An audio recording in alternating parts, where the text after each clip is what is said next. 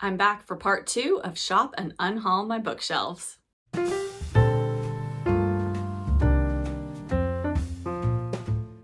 Hello book friends, I'm Jen and welcome to my reading life and welcome to part 2 of Shop and Unhaul My Bookshelves. Hopefully you have seen part 1 already, but if you haven't, just a quick overview of what I am doing. I am going through all of my unread bookshelves and I am looking at every single book and deciding, is this a book I want to keep on my shelf or is it a book that I want to unhaul? And I'm actually going to add one little aspect to the videos going forward, but what I'm also going to add is that I am going to try to pull 1 or 2 books off of my shelves that I'd like to get to in the next few months, just to kind of have a little stack of books that at this moment in time are calling to me. Now, whether I actually get to all of these or not remains to be seen, but I thought it might be nice to just have sort of a stack of books set aside that I'm feeling particularly drawn to at this moment. So let me go back and share the 2 books that I pulled off of my shelf from part 1 of the video. And first up, I think I did pull this one aside during the video, so most of you know that I am hoping to get to this one. I'm hoping to start it in the next week or 2, and that is A Month in the Country by J.L. Carr. And I have heard nothing but praise for this book.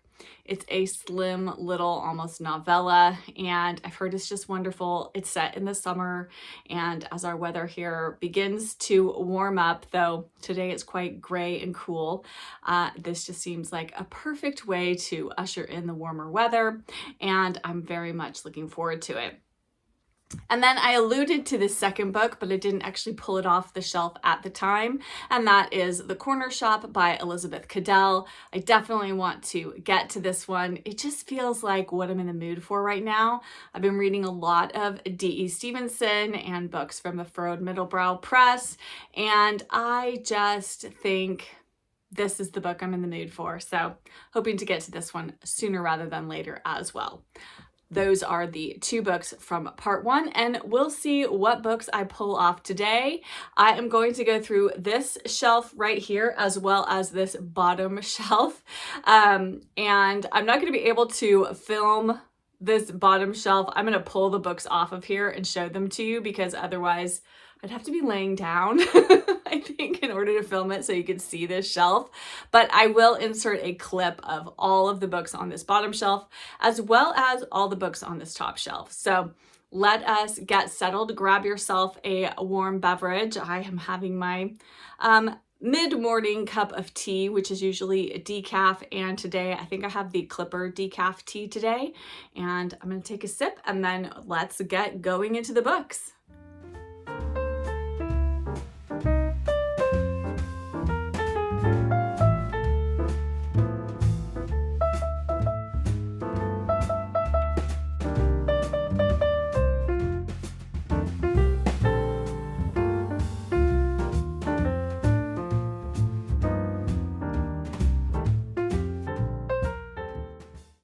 Oh, and I did want to also share that from the last video, I did end up unhauling all 9 of the books that I had pulled off that were going to be potential unhauls.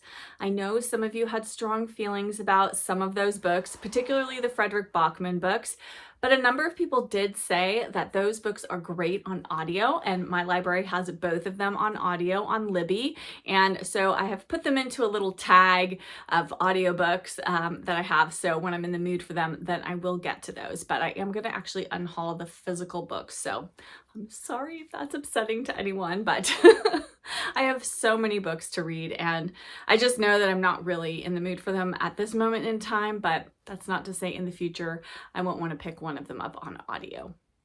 But let's dive in.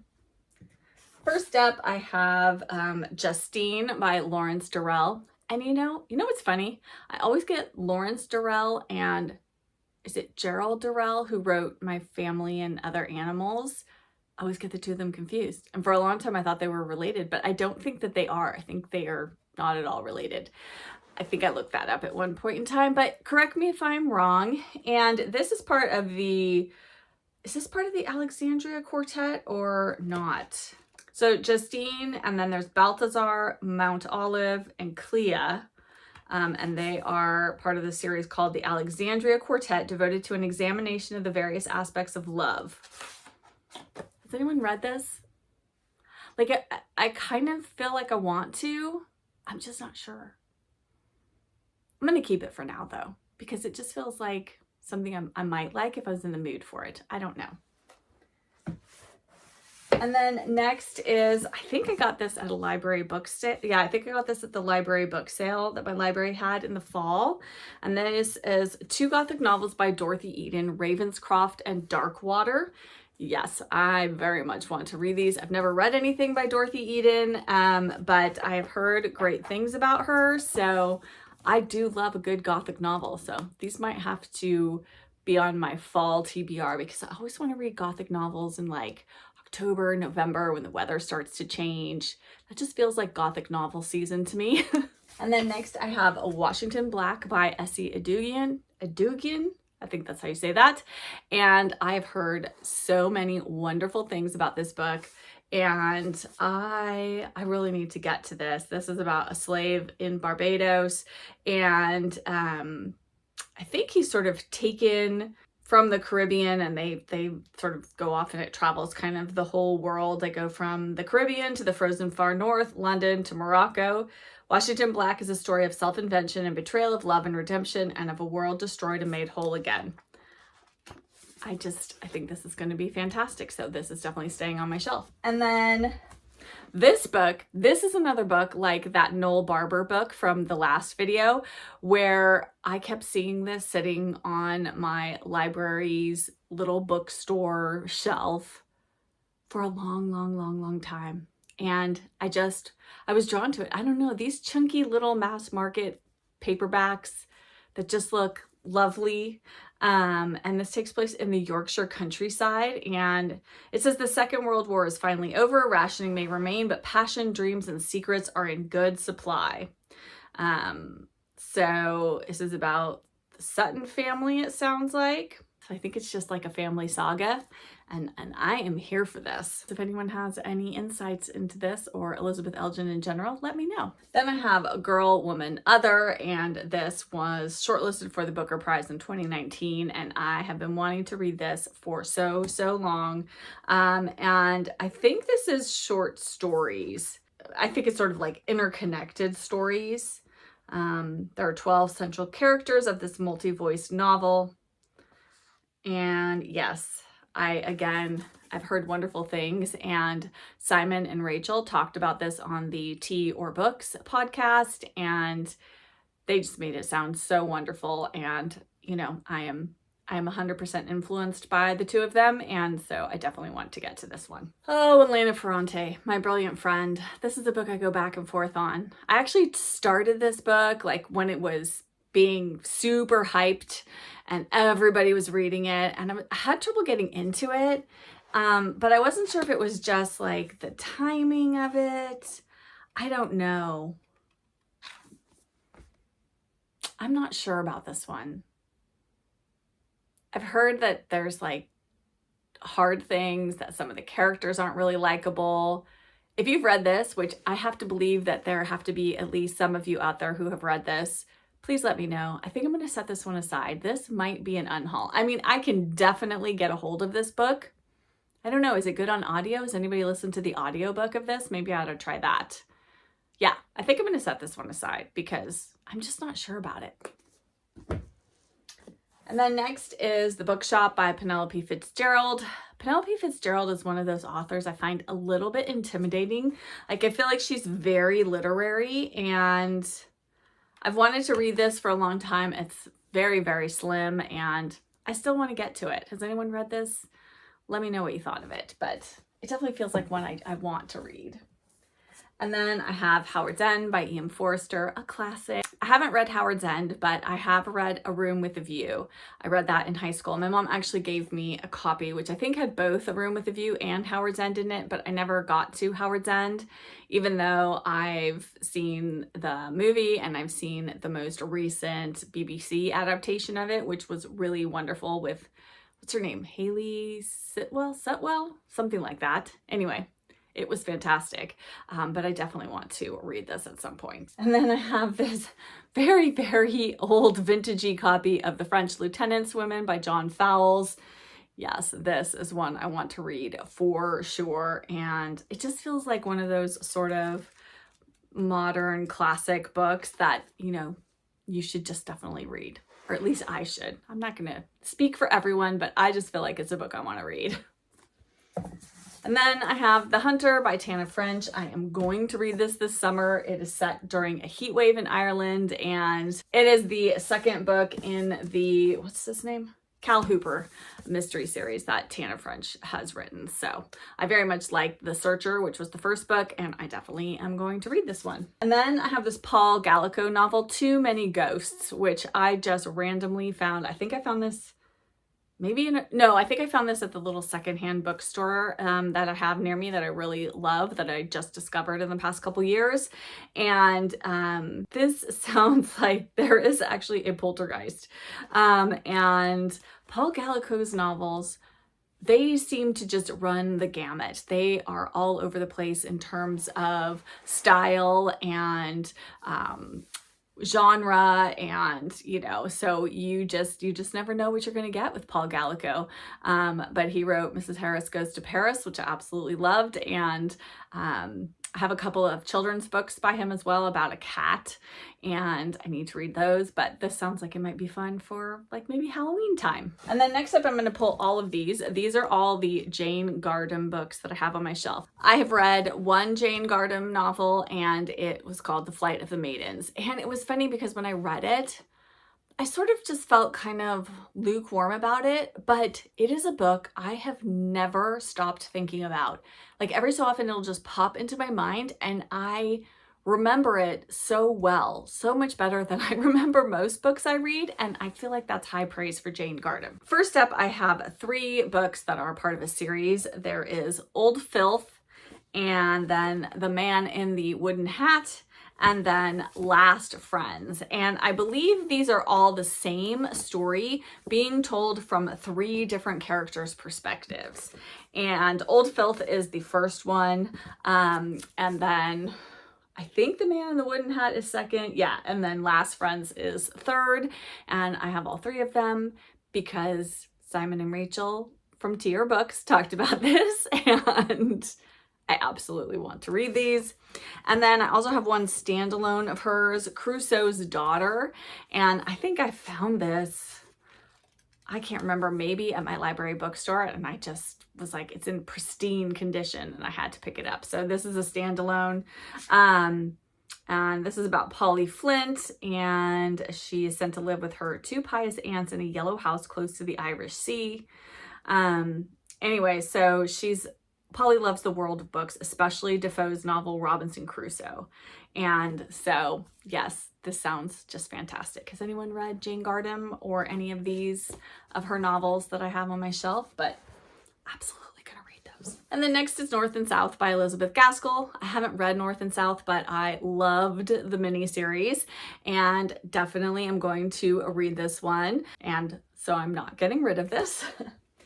And then I also have Mary Barton by Elizabeth Gaskell. Again, I really want to read this. I want to read as much Elizabeth Gaskell as I can. I've read Wives and Daughters, and I'm currently reading Cranford, and I'm a huge Elizabeth Gaskell fan. If you like Jane Austen, definitely give Elizabeth Gaskell a try. Next, I have Hunting and Gathering by Anna Gavalda. And I've had this book for so long. I don't remember. I think I got this at Half Price Books. I mean, it is French. Something about this just draws me in, though. Has anyone read this? Please tell me, do you think I like this? I do like French novels translated into English. I think this is translated. I should check on that. Is this yes, translated from the French by Alison Anderson. Yeah, I think I'm going to keep this. I really want to give this a try. I'm not sure I'll like it, but I at least want to try it. And then I have The Lighthouse Keeper's Daughter by Hazel Gaynor. I've read The Last Christmas in Paris by Hazel Gaynor and Heather Webb, which I absolutely love. It's one of my favorite books. But I haven't read any of Hazel Gaynor's standalone historical fiction. And this takes place both in 1838 in Northumberland, England, and then in 1938 in Newport, Rhode Island. I think I want to read this. Has anyone read this one? Let me know. Is this a good one? Does it matter where I start with Hazel Gaynor? Let me know. Okay, Helen of Troy by Margaret George. So I love Greek mythology. One of my very, very favorite college courses was the Greek mythology class that I took. And it was amazing. I had a fantastic professor. And so I've been kind of drawn to this. And, you know, Margaret George has written a lot of very chunky historical fiction books. And I don't know, I think I was just in the mood for this. I got this from Book Outlet. They had it on sale, and I guess at the time it sounded good, but I don't know if I'll ever read this. Can anyone give me insight into this? Is this worth my time? Have you read this one? I think I'm going to set this aside. I'm not sure about this one. And then, geez, I'm going kind of slow. I need to speed this up. Okay, next is Facing the Light by Adele Gérard. Now, Adele Gérard wrote one of my very, very favorite books, which if you like books about ballet, I highly recommend. It is called Hester's Story, and it is fantastic. And so then, of course, after I read that, I was looking for books of hers. They are hard to find, but I found this, Facing the Light. Well, first of all, it says, in the best-selling tradition of the Shell Seekers and the Cazalet Chronicle, here is a spellbinding story that spans 70 years. Okay, well, that's all I need to know. I'm absolutely going to read this. It sounds like it takes place in August, so in the summertime. So I think I'm going to maybe pull this out this summer. Yes. That got me very excited about it. The Shell Seekers and the Cazalet Chronicles. Oh my goodness, that is just right up my alley. Next is Nightingale Wood by Stella Gibbons. Stella Gibbons, I think she can be hit or miss. I absolutely love Cold Comfort Farm. We read The Woods in Winter, Cozy Reader Book Club, which I think was her last novel. And it was okay. I mean, I like the writing. I just didn't love all the characters, but I'm definitely going to read this one. And then next, Elizabeth Gilbert's The Signature of All Things. This is an ARC, which I won from Goodreads before this book was published. And I think this was published in 2013. So I've had this since 2013 and I haven't read it. But I really am intrigued by it. It just sounds really, really fascinating. I don't know. This might be one I pull off to read. I'm gonna set this aside. This might be one I want to get to soon. Okay. Next is the Charlotte Perkins Gilman Reader. Let me try that again. And I bought this because I wanted to read The Yellow Wallpaper, which I read in college but hadn't read since then. And so I bought this and read The Yellow Wallpaper. And then, but there are lots of other stories in here and a lot about Charlotte Perkins Gilman. So I definitely want to read the rest of the stories in here. But yes, I just haven't gotten to them, but I will. Next up are the next 4 books in the Mrs. Polifax series. So I have Mrs. Polifax and the Golden Triangle, Mrs. Polifax and the Hong Kong Buddha, Mrs. Polifax and the Second Thief, and Mrs. Polifax and the Whirling Dervish. It's kind of funny because I have like vintage copy, new copy, vintage copy, new copy. I don't know how that happened. Okay. And then I have some Rumer Godden books. I have China Court. Definitely want to read this. Heard nothing but wonderful things. I picked this up because I heard Miranda Mills talking about it. And then I also have Thursday's Children, which is, as you can tell by the cover, about ballet. Absolutely going to read this one too. Definitely want to read more Rumer Godden. She's been a little up and down for me in terms of the books I've read by her so far, but I definitely am intrigued to read more. This was an impulse buy. I know the name Nadine Gordimer, but she was born and raised in South Africa, and this is about living in South Africa. What does anyone think of this? Has anyone read this? I love these Penguin editions. I'm loath to get rid of it because it's so hard to find these lovely Penguin editions here where I live in California. So I think I'm going to hang on to this for now, but I don't know. Let me know, you guys, in the comments. Should I get rid of this one? Should I unhaul it? I don't know. And then I have an Elizabeth Goudge book. This is Towers in the Mist. I also have a number of other Elizabeth Goudge books downstairs on one of my other bookshelves. And I really need to read more Elizabeth Goudge. I have only read one book of hers so far. This one I got because Kate Howe recommended it, and it sounds a little different than some of her other books, but it takes place in Oxford, and Oxford always draws me in. I'm always up for reading a book set in Oxford, so definitely need to get to this. But if you've read Elizabeth Goudge, tell me your favorite books by her, because if any of them are on my shelf, then maybe I'll have to prioritize those. And then next I have 2 books in the Poldark series. I really need to get back to Poldark. I read the first Poldark book, loved it, absolutely loved it. Was sure I was just gonna go straight in and keep reading, and then I didn't, because you know how it goes, you guys. But I have Demelza, which is book 2, so I really need to get to this one. Convinced me to pick up Demelza. And then I have The Four Swans, which I think I got on Book Outlet. I'm not sure which number this is in the series. It's not book 3, but I think it's kind of earlier in the series. Maybe not. I'm not sure. But regardless, I do want to read all the Poldark novels, so it's fine that I have this one, even though it's not book 3. I should write which number it is in the inside. I've done that with some series books, and that's really, really helpful. Okay, I'm going to adjust the camera a little bit, and then we will move down to the bottom shelf.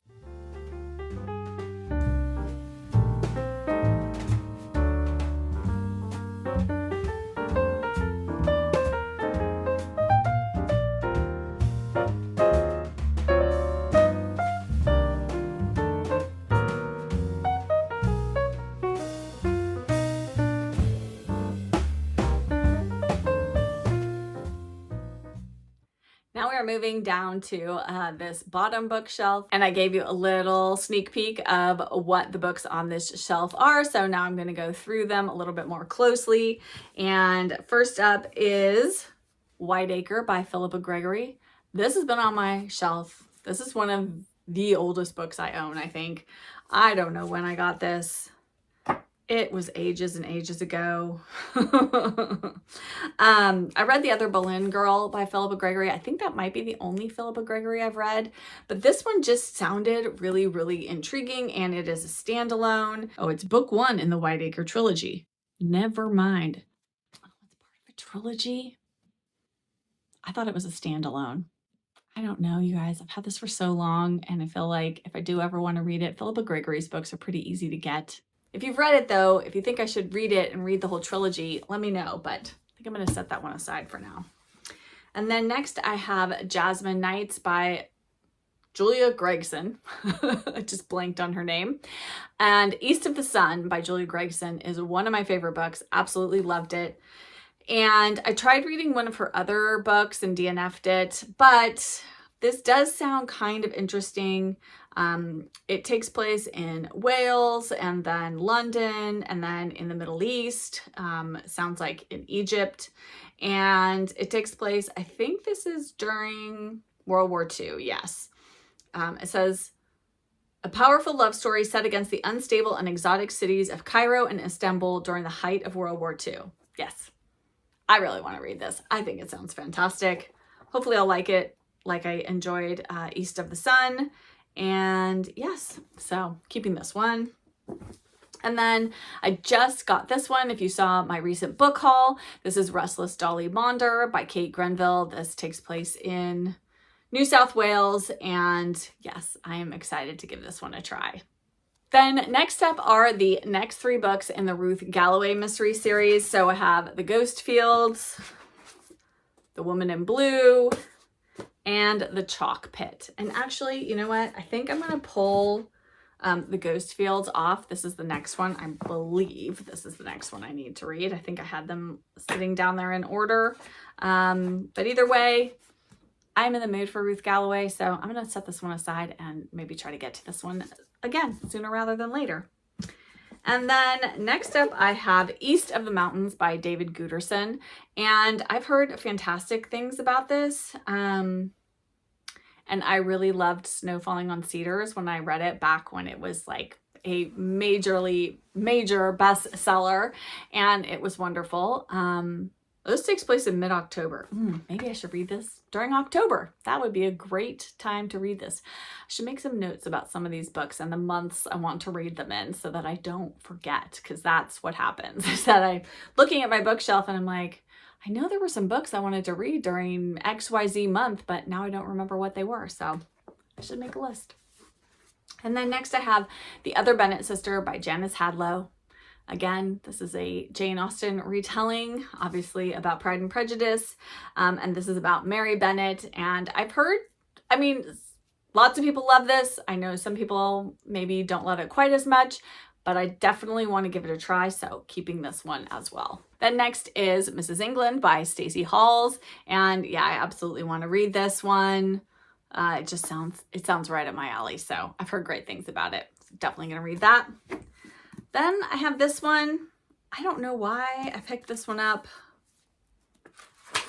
I'll show it to you first. This is the Book of Ruth by Jane Hamilton, and I found this, I think, either at the library book sale or at a used bookstore.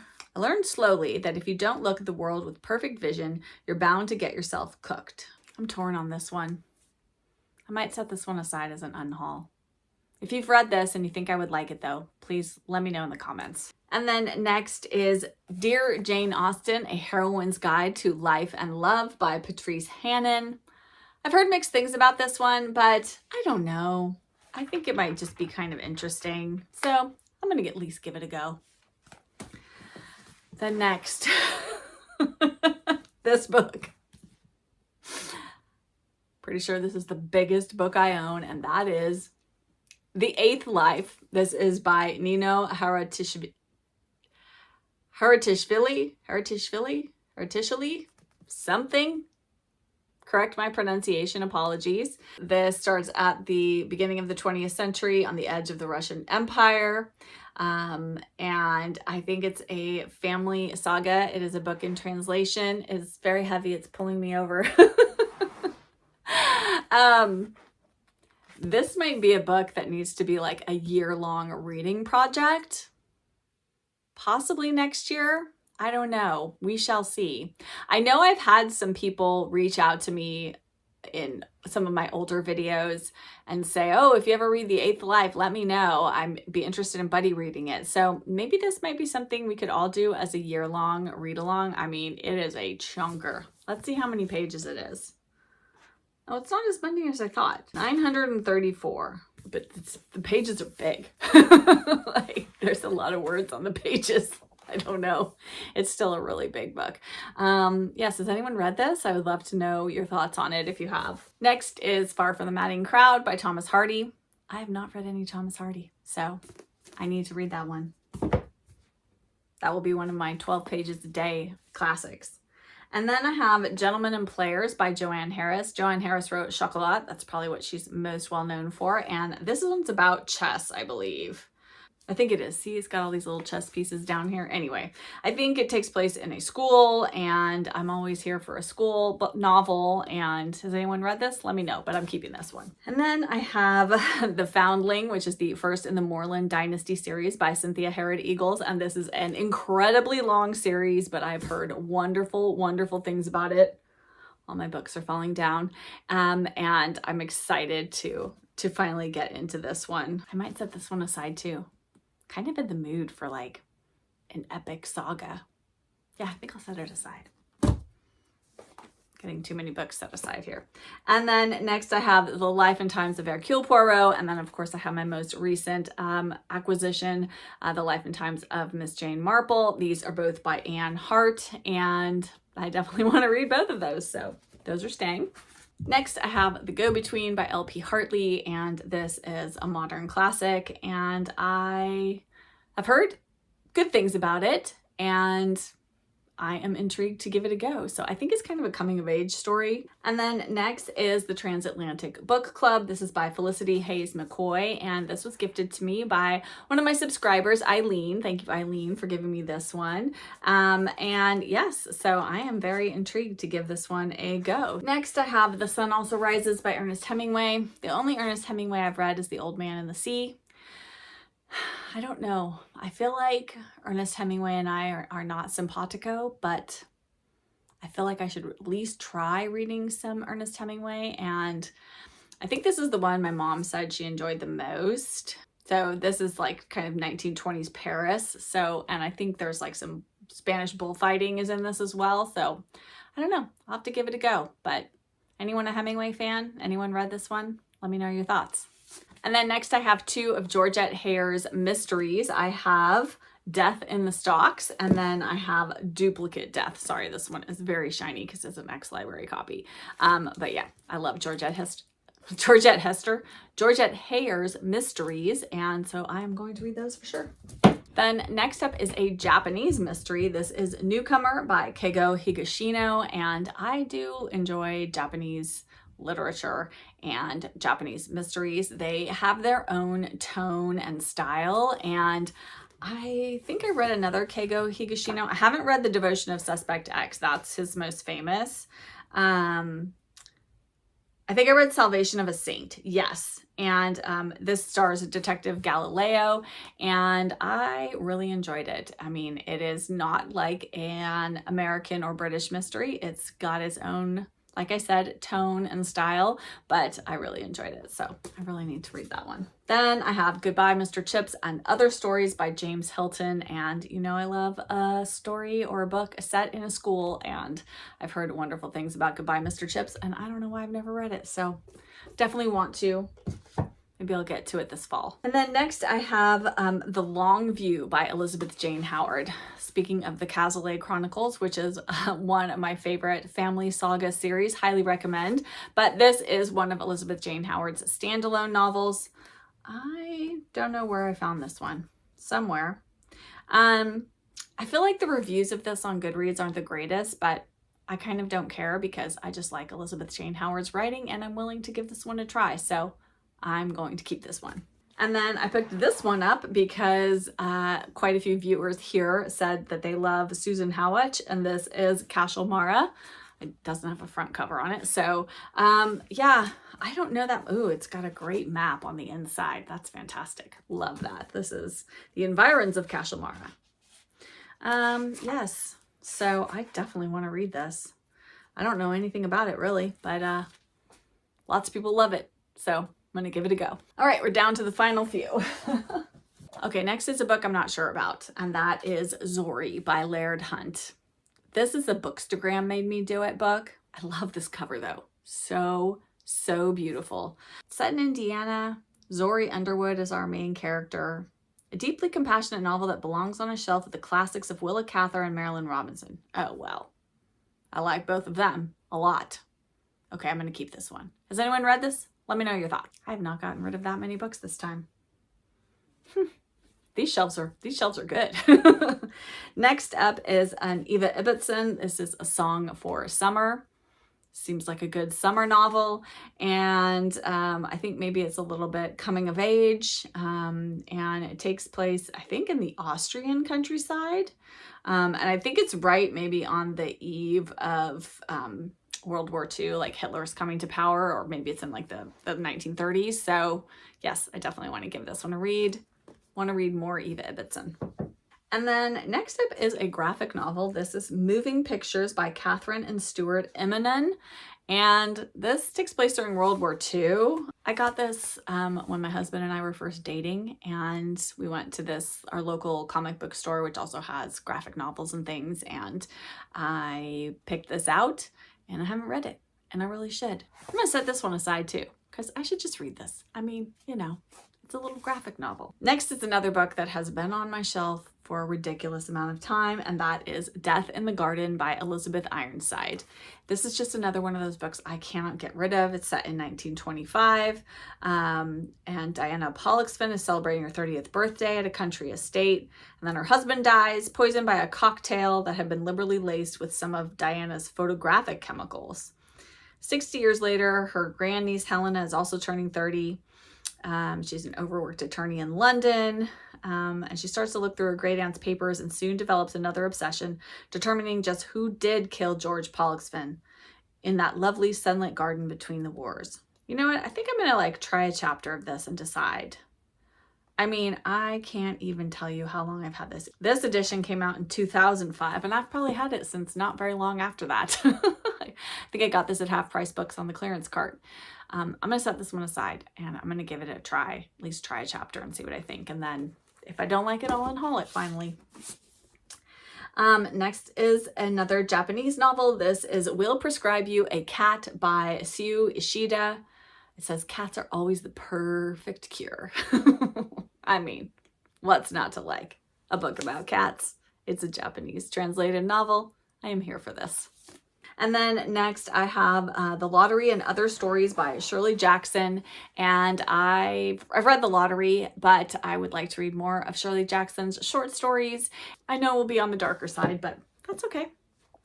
And then lastly on this shelf, I have Washington Square by Henry James and my Gilded Age buddy read group.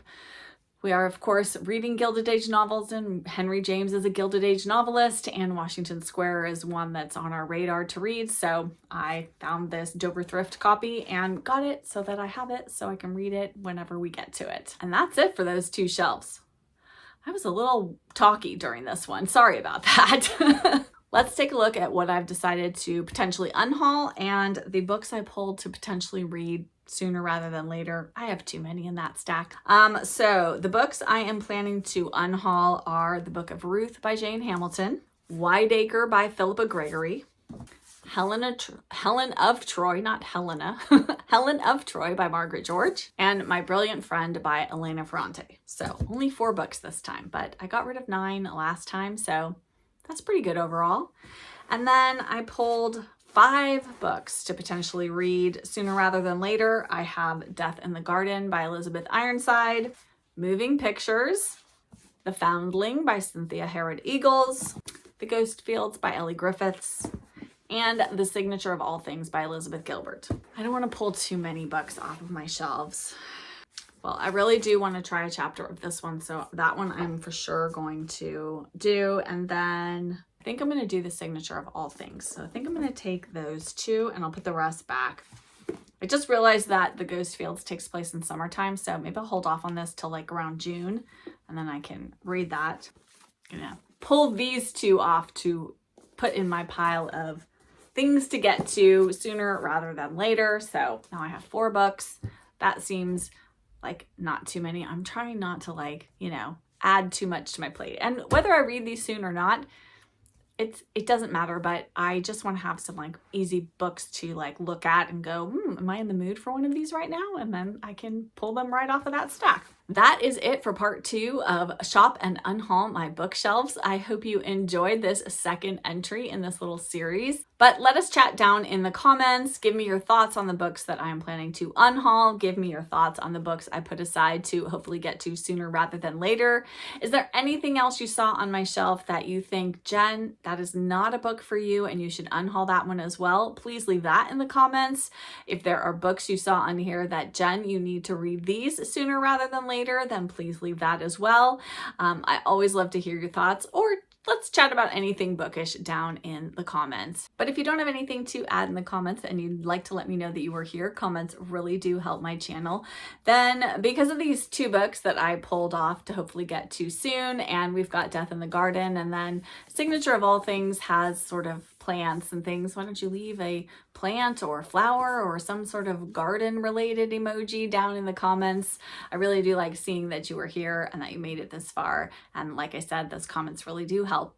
And if you enjoyed this video, if you could hit that like button and subscribe if you aren't already subscribed, I would love to have you join my bookish community. And as always, I'll be back with another video very soon. Bye!